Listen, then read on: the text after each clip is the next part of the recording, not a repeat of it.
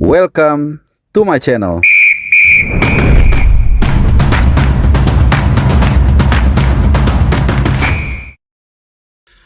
Ya, halo, salam sehat buat kalian semua pecinta olahraga, khususnya pecinta sepak bola, terlebih lagi khususnya pecinta tim nasional Indonesia.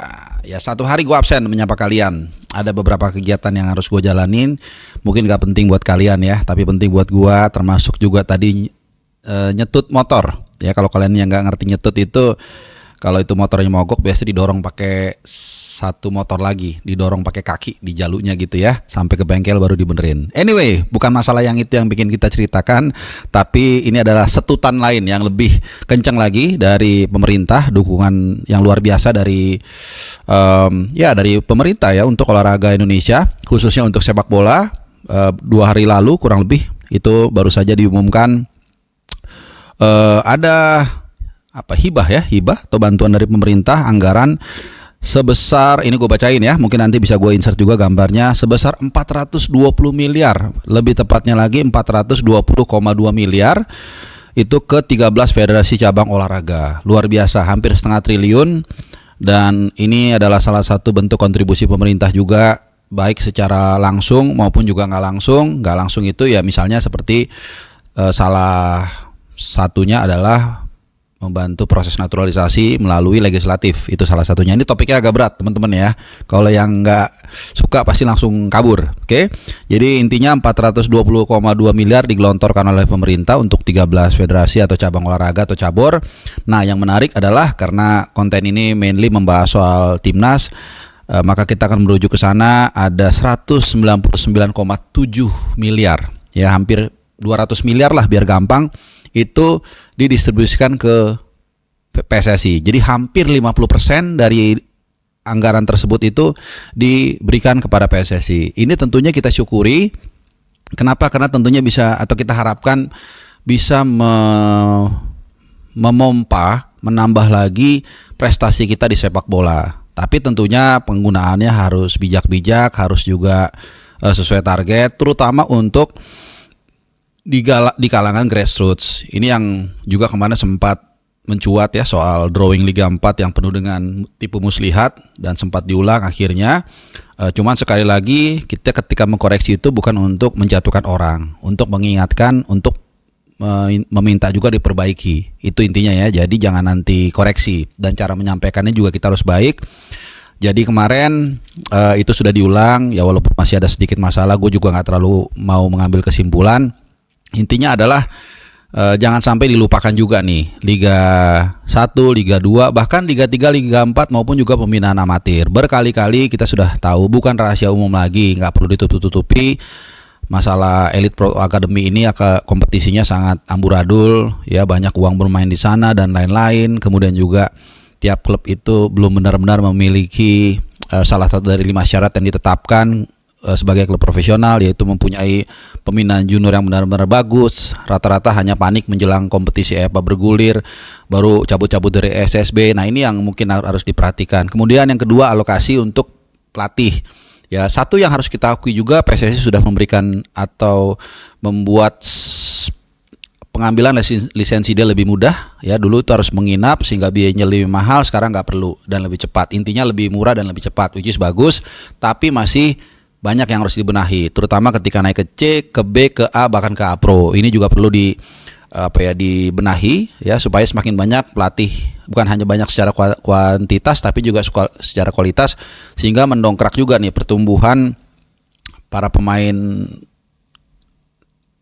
muda kita ya, dari level mungkin kelas grassroots 10 tahun, 11 tahun, bahkan lebih muda dari itu, sehingga lahirlah nanti seperti Hernando Ari, Rizky Ridho, Marcelo Ferdinand dan lain-lain. Oke.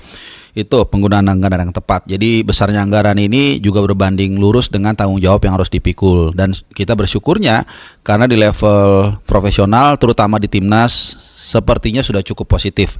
Jadi ini adalah pendekatan top bottom yang dilakukan federasi nampaknya ya, menjadi membenahi tim nasional dulu, dan kita lihat ya financial cash flow-nya sudah mulai bergemerincing dengan 10 pertandingan yang 8 sudah kita jalani di kualifikasi Piala Dunia round ketiga, di mana di sana sudah luar biasa ya pemasukannya dari tiket ya, walaupun tiket dinaikkan tapi penonton tetap animonya tetap tinggi sehingga memberikan pemasukan yang luar biasa. Belum lagi hak siar, belum lagi dari jersey, belum lagi iklan di pinggir lapangan dan lain-lain. Jadi ya itu tadi yang gue bilang, mudah-mudahan multiplier effect dari bantuan pemerintah tadi terutama ke PSSI yang cukup besar dan juga perkembangan tim nasional kita yang sejauh ini juga cukup positif, mudah-mudahan membuat semua kelas di tim nasional ada di sepak bola ini berkembang dengan baik. Oke, itu ya. Terakhir, last but not least, satu topik kedua ini soal penunjukan Coach Nova Arianto yang baru saja menurut gua berhasil membawa tim nasional U17 itu lolos ke Piala Dunia U17 yang nanti rencananya akan bergulir November 2025. Jadi untuk Piala Dunia U17 mulai tahun ini itu digulirkan tiap tahun dan 5 tahun berturut-turut di Qatar, which is menurut gua ya udahlah. Kalau Qatar nyelenggarain itu pasti aman, buat media juga makanan aman karena mereka benar-benar menyediakan ke kita tuh provide-nya luar biasa. Transportasi juga gratis, ada shuttle bus dari media center ke lapangan latihan dan bahkan ke stadion. Jadi good lah, aman semua. Kotanya juga bagus dan lain-lain. Anyway, Nova Arianto itu kalau kalian juga sudah baca ditunjuk atau dipertimbangkan untuk membesut tim nasional Indonesia U23 yang akan berlaga di SEA Games nanti. Nah tentunya ya gue nggak tahu ya. Ya menurut gue sih nggak perlu lah. Jadi biarlah beliau fokus di U17. Nanti setelah Piala Dunia baru nanti ya lihat seperti apa nanti hasilnya, perkembangannya. Kan ini udah satu alur nih. Beliau berhasil meloloskan ke Piala Asia U17. Nah tinggal nanti bagaimana persiapan 6 bulan. Ini nggak lama loh sebenarnya 6 bulan teman-teman. Bisa nanti tampil maksimal di Piala Dunia U17. Tidak mudah karena ini adalah pertama kali kita lolos ke U17 dengan kualifikasi, tentunya beda sebagai tuan rumah. Dan nanti kita akan bertemu dengan jagoan-jagoan dari seluruh dunia dengan berbagai karakter atau gaya bermain yang berbeda dari Afrika, dari Amerika Latin, Amerika Utara, ya bahkan juga dari Eropa dan Oseania. Jadi kalau menurut gua lebih baik Coach Nova fokus aja ke ke U17 ya, nggak usah kemana-mana lagi dan juga tentunya dibantu dengan kompetisi yang bergulir dengan baik supaya para pemain ini competitiveness levelnya tidak kendor, stamina-nya juga tidak menurun saat nanti menyambut bulan November saat U17 digulirkan ya kalau menurut gua. Tapi tentunya kalian pasti punya pendapat yang berbeda-beda, mungkin punya pendapat nakal juga. Silakan tinggalkan komen kalian di bawah terkait dua topik tersebut. Yang pertama soal anggaran, yang kedua soal Coach Nova. Menurut kalian apa yang dijalankan ini sudah benar atau mungkin ada hal lain kalian gak setuju atau mungkin ada pendapat yang berbeda? Silakan tinggalkan komen kalian di kolom komentar. Sekali lagi terima kasih sudah menyimak dan gue selalu berharap kalian dalam keadaan sehat dan bahagia. Terima kasih sudah menonton. Kita ketemu lagi di lain kesempatan dan adios.